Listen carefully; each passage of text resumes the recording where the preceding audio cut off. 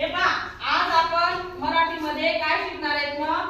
गाळलेले व्यंजन लिही. गाळलेले व्यंजन लिही.